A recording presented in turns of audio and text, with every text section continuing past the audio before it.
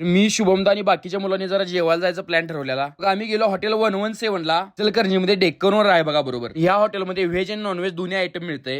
आणि अजून एक विषय काय म्हणजे काय, आम्ही जे इंजिनिअरिंग होतो त्यावेळी हॉटेल मॅनेजमेंटला जातो आणि दोघं आम्ही संघ 4 वर्ष काढले. आणि आज भावानं हॉटेल टाकलाय. भावानं हे भारी वाटतं, आपला मित्र पुढे चाललाय. प्रत्येक माझा मित्रच आहे सोडा. आणि इचलकरंजी मधलं पहिलं हे राजस्थानी थीम मधलं हॉटेल आहे. मेन्यू कार्ड चेक केलो, प्रत्येकाला म्हणतो तुमच्यातलं स्पेशल डिशेस काय काय ते दे. असं ढिगबाला ऑर्डर दिला बघा त्याने एकदम. स्टार्टर मध्ये पनीर मॅग्नेट आणि पनीर अफगाणी दिला. ते पहिल्यांदा ट्राय करूया म्हटलं. खरोखर भाऊ नक्की तुम्ही ट्राय करा, हे भारी आहे बघा. कडल्या साईडला सुम्या लगेच नॉनव्हेज मध्ये गावरान सूप वडालता. मेन कोर्स मध्ये व्हेजला व्हेज कोथिंबीरी म्हणून आहे, हे तुम्ही नक्की ट्राय करा, मस्ट ट्राय आहे. व्हेज मध्ये मुर्ग नवाबी हंडी, रोगन जोश आणि चिकन मालवणी होतं. कोथिंबीर तर मला भावानं लई आवडलं. गार्निश केलेलं गाजर पण असं वडलं बघा एकदम.